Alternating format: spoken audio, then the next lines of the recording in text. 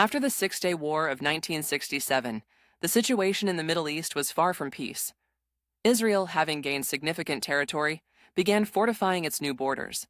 One of the major constructions was the Bar-Lev line along the Suez Canal. This line was designed to protect the Sinai Peninsula from future attacks. It was heavily fortified and built to be a formidable barrier against any Egyptian advances.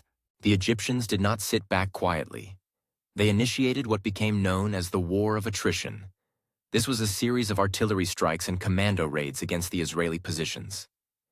In response, Israel launched commando operations and carried out an airborne campaign targeting the Egyptian air defense. This was a strategy to pressure Egypt into agreeing to a ceasefire. President Nasser of Egypt sought help from the Soviet Union, acquiring advanced missiles to strengthen defenses against Israeli air attacks. The war of attrition dragged on, impacting morale on both sides. Eventually, a ceasefire was brokered by the United States in August 1970. This agreement temporarily halted the tensions, maintaining the status quo across the borders. Despite the ceasefire, it was clear to all parties involved that the region's issues were far from resolved.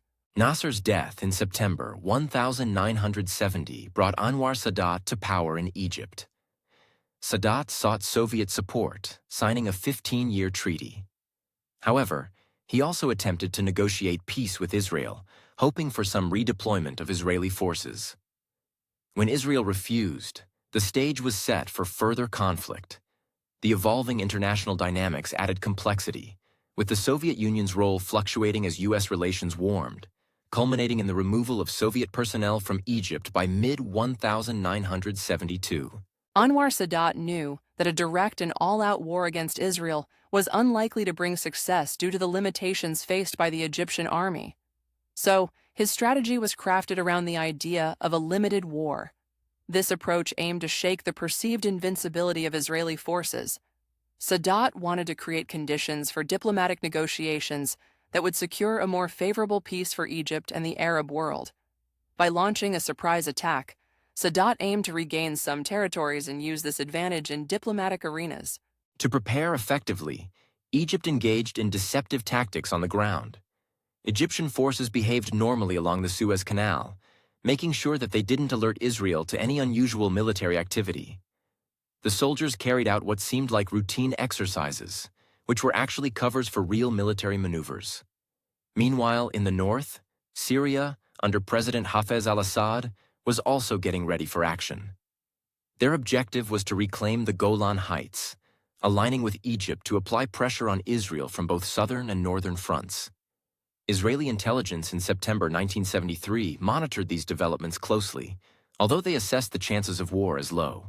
The Yom Kippur War started with a powerful surprise. On October 6, 1973, the Egyptian Air Force carried out major air raids over Sinai in a well-coordinated attack.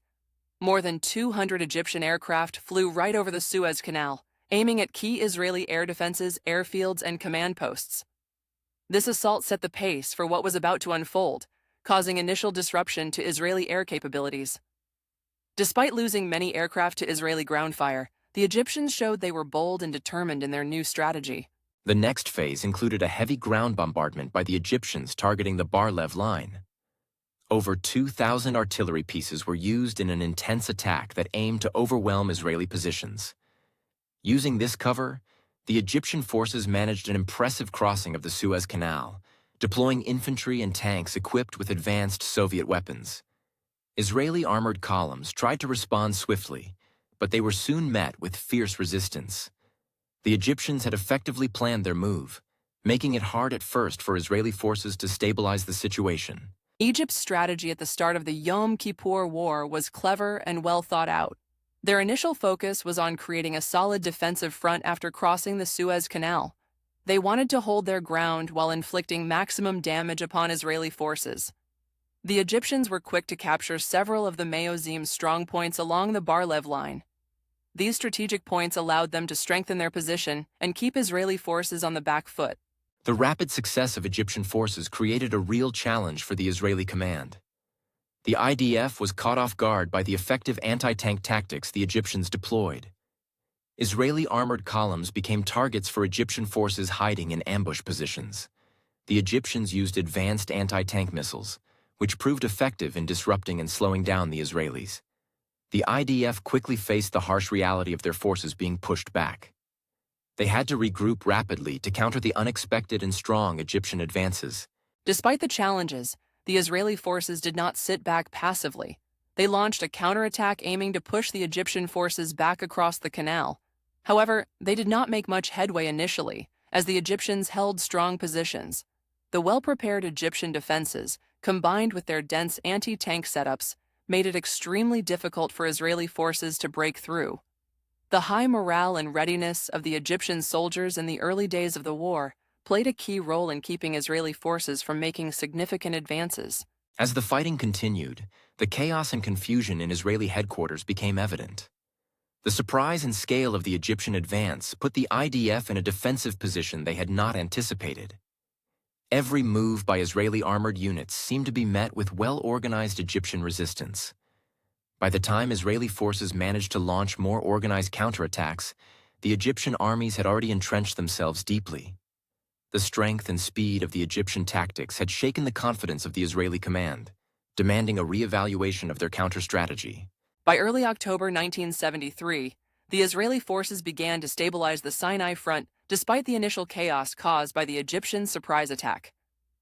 Ariel Sharon's armored division played a crucial role in this stabilization.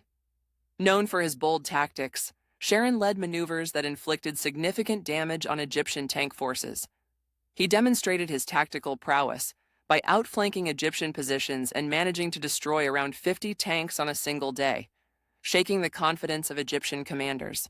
Meanwhile, the pressure on the Egyptian front was compounded by the situation in the north, where the Syrians were applying pressure. The Egyptian high command realized that they needed to support their allies in Syria to keep the pressure on Israel. To do this, they planned a second offensive aimed at forcing the Israelis back and relieving the Syrians. However, the IDF had anticipated this move and laid out plans to contain the Egyptian offensive. Their strategy involved counteractions designed to block and then turn the tide against the Egyptians. The situation had become tense as Egyptian commanders laid out their plans for the renewed offensive. They aimed to overwhelm Israeli defenses by massing forces, hoping to strike a decisive blow. This second offensive was ambitiously planned to coincide with a push from the north by Syrian forces. Despite the bold plans, Israeli defenses were more prepared than before. The IDF carefully monitored Egyptian movements, using intelligence and aerial reconnaissance to predict and prepare for the expected assault. Ariel Sharon's division again became pivotal in meeting the challenge. This planned Egyptian offensive sought to advance deeper into Sinai, but the Israelis were ready.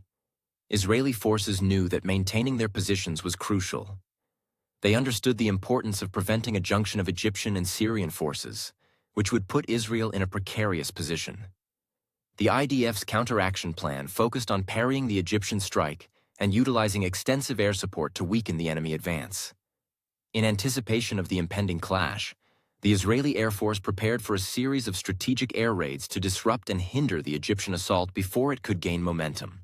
On October 14th, the Egyptians launched a massive offensive aiming to further their advances in Sinai.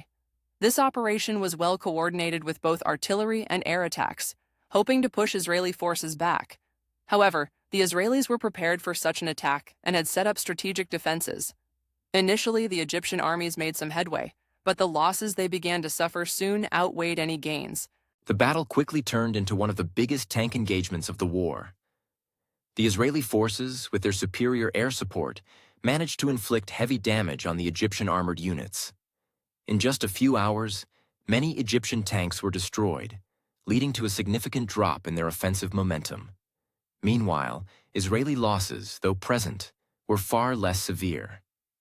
This battle marked a turning point in the conflict and allowed Israel to regain the initiative in their counterattack strategies. The outcome of this armored clash was pivotal, as it shifted the dynamics of the conflict dramatically. The Egyptian forces, unable to sustain their attack due to heavy losses, had to pull back and fortify their positions. The Israeli defense forces were quick to capitalize on this situation.